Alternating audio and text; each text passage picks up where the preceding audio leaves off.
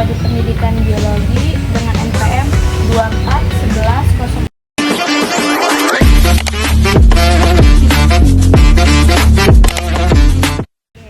Kita betul nggak sih kak, keluhan kakaknya selama kuliah apa aja gitu? Ada sih kak, pengalaman saya waktu itu saya sempat bikin surat aktif kuliah kan, keterangan aktif kuliah itu susah banget nyediakan naskah. Boleh ceritakan nggak pengalaman kakak tuh ketika harus ngurus surat gitu di kampus? Kalau mau ngurus surat gitu ya kak, atau pengajuan biasanya harus ke bagian administrasi kan. Nah abis itu kalau ada syarat ya yang kurang atau misalkan kita nggak tahu ya kita harus nanya dulu ke sana gitu, atau harus balik lagi ke sana. Itu sih kak susahnya. Menurut kakak ya, proses yang paling rumit sama yang paling susah tuh di bagian mananya kak? Kalau menurut saya yang paling memakan waktu itu proses kita menunggu konfirmasinya kak.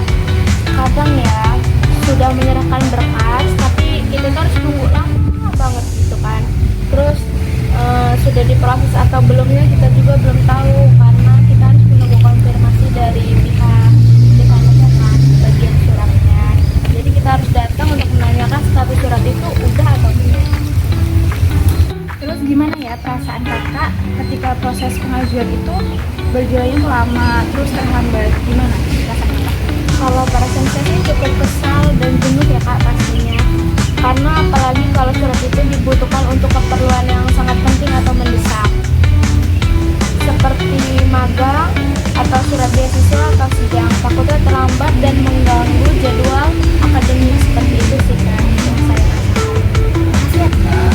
Kalau ada satu hal nih yang bisa diperbaiki dari sistem pengajuan surat di kampus, menurut kakak apa nih yang paling kakak harapkan? Saya sih berharapnya ada aplikasi online ya kak, jadi semua pengajuan bisa lewat HP atau laptop, bisa langsung upload berkas, tahu syarat dengan jelas, cek status surat secara real time, dan dapat notifikasi kalau sudah selesai. Apalagi di zaman yang sudah modern ini ya kak, jadi mahasiswa atau mahasiswinya jadi lebih gampang